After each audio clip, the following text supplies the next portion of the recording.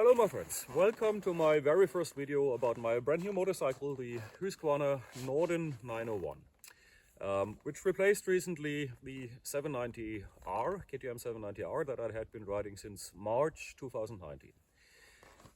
So today I'd like to talk a little bit about the bike, my very first impressions, because this is the very first time I'm really riding the bike. I was out 2 days ago for an hour, but today it's the first longer trip and I'm on my way to a geocache near a historic ring fort, which is I think 20-40 kilometers from here.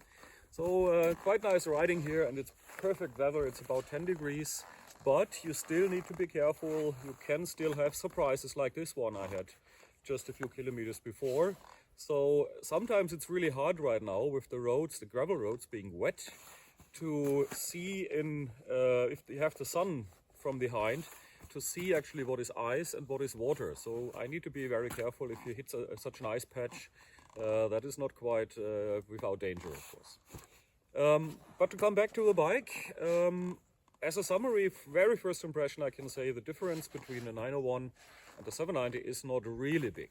So you might ask, why at all did I replace my 790? And the simple reason is that the 790 had been running for almost 50,000 kilometers in these only 3 seasons. And that means that the value will probably drop quite significantly in the near future, because I checked out there wasn't a single bike in either Sweden or Germany's biggest online portal, mobile.de, for sale that had come up to this mileage, 50,000 kilometers. So I think the value will drop quite significantly soon.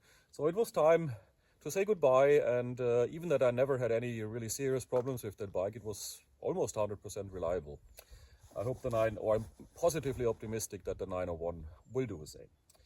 The difference I can feel already is basically the suspension, meaning the 790 was quite extreme and really meant for being ridden off-road in tough terrain. But terrain riding is not really legal in Sweden. We're not allowed to go straight through the woods, because that is private country most likely here. But we have tens of thousands of kilometers of gravel roads, of variable surfaces, of variable quality.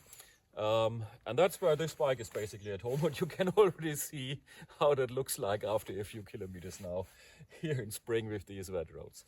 So the suspension is really a bit softer, and that is, from my perspective, nice compared to the 790R, which was quite extreme, but I didn't want to go for the 890S, or 890 how it's called, because I thought that was a little bit too much at the other end. The 901 seems to be a good compromise when we are talking about suspension between these two bikes. The other one difference I have noticed is the engine. The 790 didn't really like low RPMs, and at that bike actually I swapped the I think it's a 16 teeth front sprocket for 15, which made things a little bit better. It slightly increased fuel consumption, but that engine here, which is basically the 890 engine, is so much nicer at low RPMs that I don't think I need to do that, and that keeps the RPMs a little bit down. You need to consider it has 1 liter less fuel, not very much, but the reach will naturally be a little bit shorter. So I think I'm keeping the 16 tooth in the front just to keep the fuel consumption down. And I mean, as I said, with 250 euros per liter, this is quite an argument. And that's also an argument why I don't replace the rear exhaust. I don't really understand that hype people are making about exhaust noise. Is it really so important how the motorcycle is sounding? For me, it's more important how it's riding actually, how it's driving. And I don't want to announce my presence to everybody in a 1 kilometer, 2 kilometer radius. That's not necessary. And I don't want to frighten horses and children. We do have already plenty of problems with loud motorcycles, or caused by loud motorcycles in Central Europe, like Germany with road closures, and Austria with some really stupid rules in place by now. So we don't need to make this even worse. And as I said, instead of spending a few €100 here on the back, I prefer putting these hundreds of euros better in the tank and enjoy riding actually. What you don't see very clearly right now, which I've modified, is the side panels here. The original side panels are sticking out quite widely, even wider than the seat is. And that is a little bit of a problem if you ride with soft luggage. Today I have these Krieger, I think it's 5 liters, on a harness here just for the day trip, because I also want to take some normal shoes with me for walking later to this ring fort. But I actually replaced it with some 3mm polystyrene plastic in white, which I think looks quite nice. It was a little not easy really to find the right shape, but it works. I didn't need to hot bend it. It's flexible enough. And then I'm using the original 3 mounting points here to fix this side panel. It's more or less just cosmetic. You could even leave it away if you want and just run without it, but I think it doesn't look that nice. And actually I like white on a bike, but that's a matter of taste. Then there is one difference that I have already noticed, which is the fuel gauge. The fuel gauge seems now with the 901 to calculate right away the amount and the remaining mileage. Because I have now been riding, as you see, 58 kilometers almost, and it shows me 240 kilometers, so that I have consumed about 1/3 of the fuel. Seems reasonable. So it's not like at the 890, 7090 where it starts counting down at 50%. Quite a difference. One thing I've done about the display is actually changing the configuration a little bit. You have these 2 buttons here, up and down, which you can randomly assign to some function. So what I've done is basically put in on the upper button the trip meter 2. So when I'm on vacation, for example, I'm not resetting the 2, so I have the overall mileage, and the 1 is basically reset with every refilling of the gas tank. And the lower button actually gives me access directly to the ABS setting, which is nice, so I can quickly change if I go longer sections on gravel road. I'm normally changing to the off-road ABS, and there is actually a video out, or 2 videos out in my YouTube channel. Check it out, about the really great off-road ABS on the 790R. So that's basically the same setting as you have here on the Norden 901. It does not only allow you, and you see that here because it's red, it does not only switch off ABS on the back, but it really modulates the front wheel differently to get a maximum braking effect.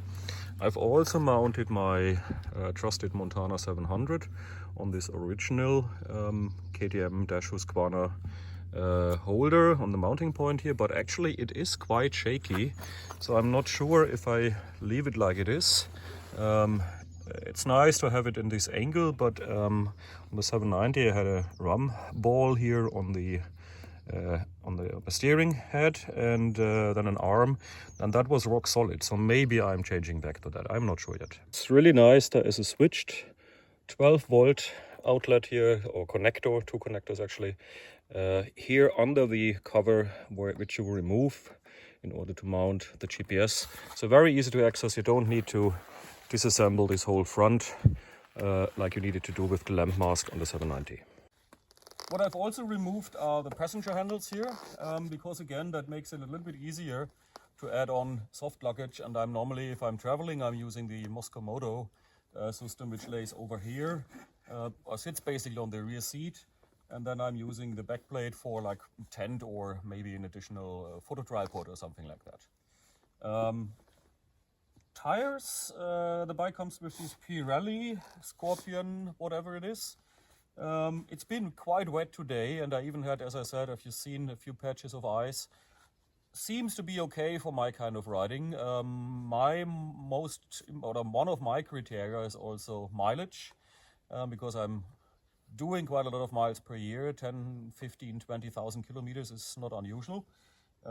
So I also need tires that not only have a good grip, but have a good compromise also with mileage. And it's a little bit hard to know so far how many miles I will get out of those, but I'll keep them on and hopefully be able to ride them all the way down, and not need to swap them, as it has happened a few times, with quite a bit of mileage left over, because I'm going on a vacation that might end up with 5, 6, 7,000 kilometers. That happened. I had tires on it that were still quite good, but I needed to throw them off because I needed not only 2,000 kilometers, but 5, 6, 8,000 kilometers mileage. But we'll see, there's not so much information available yet on the internet. And I think it's a little bit of a difference also if you have like a Tenere 700 with 70 horsepower or if you have a 105 horsepower bike, how long these tires will last. A word about the Krieger system. It fits quite nicely, as you see. I didn't fix any hooks here on the back so far, so just used a piece of rope sling which I put around here for the rear straps, and the front straps go down here to the passenger foot pegs. And I have these nice, oh yeah, it's US 10, so it's 2 times 10 liters, not 5 as I said before, for shoes and a little bit of a thermos can and some food which I have with me today. That's quite nice to transport stuff like that. The one thing I've been putting on is this headlight protector. As you see, it's plastic. Doesn't cost that very much. We even have screws for it on the sides for mounting it, which is nice. Or it really just goes on, clips on here on the top, and then you have a screw on every side. That is still definitely much cheaper than you get a stone shot on this quite large area and then probably need to replace the whole LED unit, like on many bikes. I doubt that the glass is available separately. Many modern bikes have this is one unit, so this is going to be quite an expensive repair then. I'm not sure if I need to put something over the auxiliary lights, but I know some people from BMW Club who are doing actually commercially fabricating yellow plexiglass covers, so I might ask them if they make me one of those. I'm not sure how it's mounted actually, would need some clamping system for that probably. We'll see. So those are my very first impressions of that bike. Again, I cannot tell you much more right now because simply this is the first time I'm riding it. But be sure I'll come back with more information, more impressions. And tell me in the comments what you'd like to know maybe, what I can evaluate on. Elaborate on, I think that's the word, elaborate, right?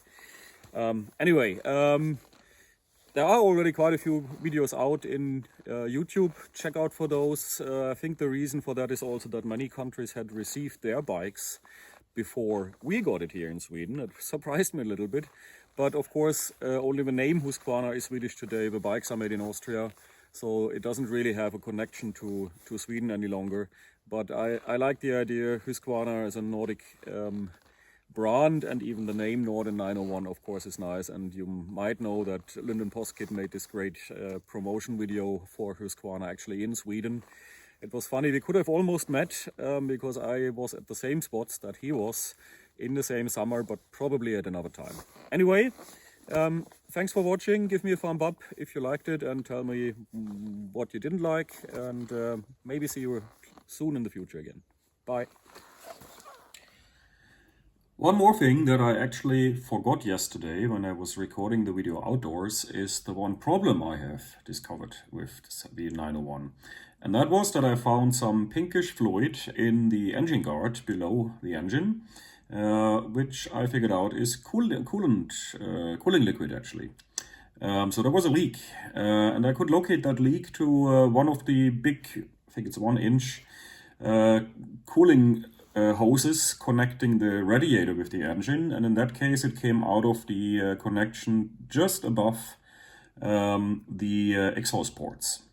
So it looks like the factory is tightening those hose clamps to some torque specification in the factory, but I think the new tubings are then creeping a little bit. That means the hose clamps would need to be tightened later by the dealer before delivery, which they obviously didn't do. It's probably not on the checklist.